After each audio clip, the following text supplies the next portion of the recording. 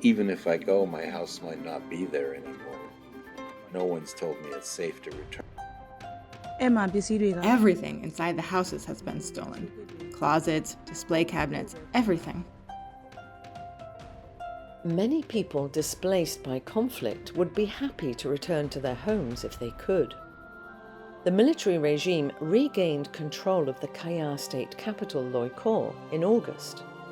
So why aren't many internally displaced people, or IDPs, going back? Hello and welcome to Than, a weekly podcast about human rights stories from Myanmar. It's brought to you by Fondation Hirondelle. This episode is produced by a freelance journalist. Names and voices may have been changed to protect contributors. I had to relocate during the 11/11 operation. We left on November 21st. They were already fighting near my home and I had no choice but to flee. The fighting endangered everything, even the chickens were killed. I haven't been back since, so I asked others to check if my house is still there. It could have been burned down. Houses are always being torched. 70-year-old Than Aung lived his whole life in his house in downtown Loikaw, until he was displaced about a year ago. He and his extended family are now living in an IDP camp in Soe Soe. Like many people, he fled after the Karenni Nationalities Defence Force and its allies launched their 11/11 operation last November.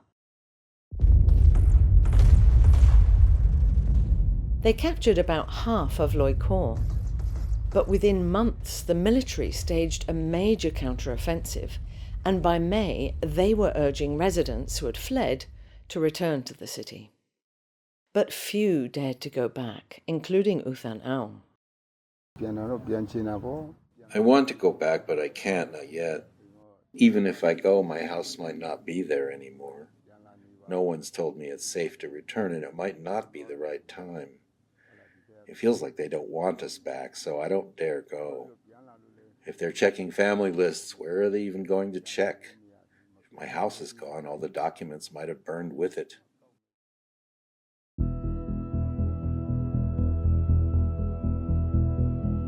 Indeed, IDPs returning to Loikaw may find their houses have been burned or destroyed.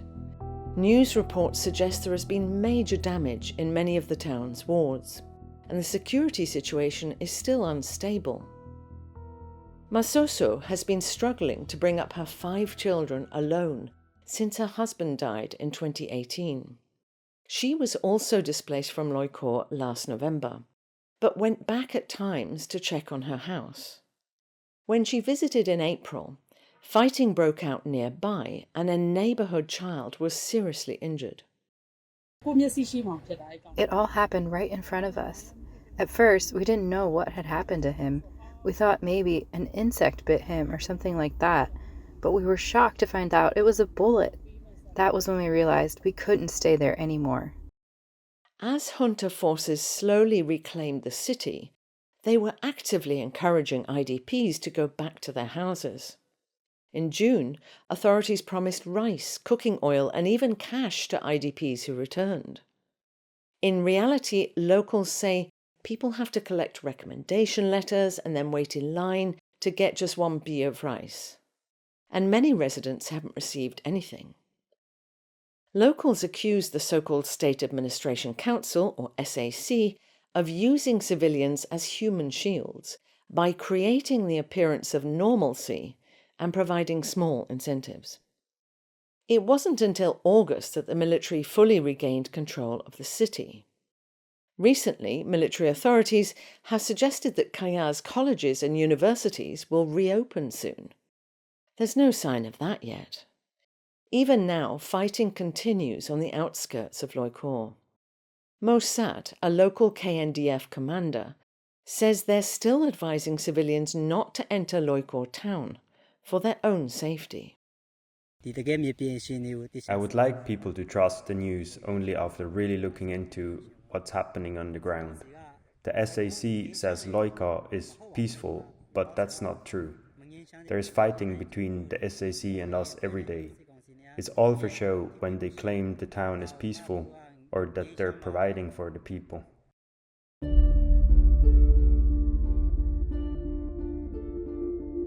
When people do want to go back to their homes, it appears that SAC officials are not making it easy. People are stopped at checkpoints and asked for paperwork like ID and household lists. Mamo is one of the few people who never left Loikaw. She and her husband run a small grocery store from their home downtown. She hasn't seen many returnees to her ward. Not even 10 households came back, maybe fewer.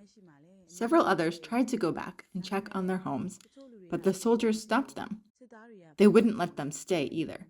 Every single person going in or out gets interrogated, and you've got to let them know about your business.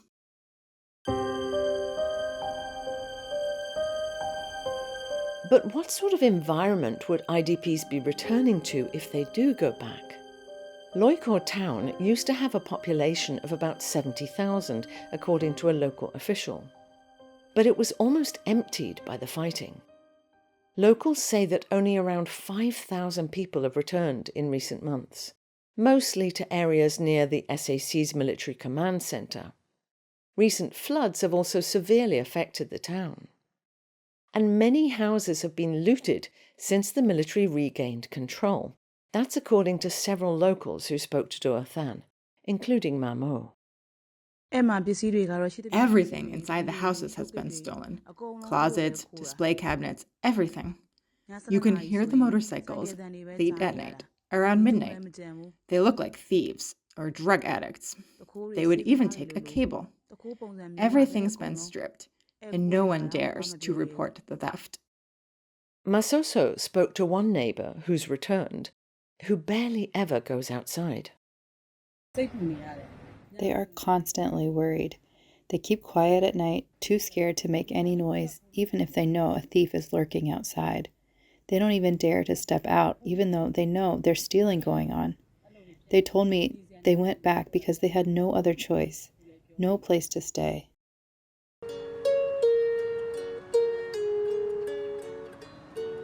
Soe Soe is now in Demoso, trying to support her family by making and selling backpacks. She says so many Loikaw people have been scattered, like her wider family, and returning is not always so easy. Some people don't even have the money to return. Families are scattered everywhere. I have 4 siblings, all in different areas, and I can't even contact some of them. I can't even call. Everyone is struggling. I just want us to win already. I want this war to end so I can go home and work there. Over 130,000 people are still officially displaced in Kayah state, according to UNHCR, the UN Refugee Agency. Over 3 million have been displaced in Myanmar since the coup.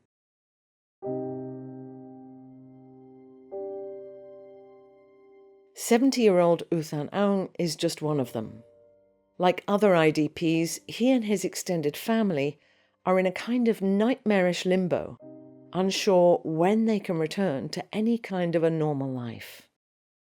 Home. I pray to Buddha every day, hoping to return. I might even have to bring this tent when I go, in case my house is gone, like so many others that have been torched.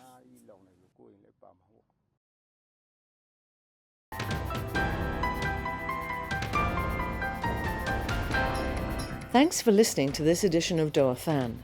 We'd welcome your feedback on social media, and please follow or subscribe to our pages. This project on human rights reporting is supported by Fondation Hirondelle with the help of our donors.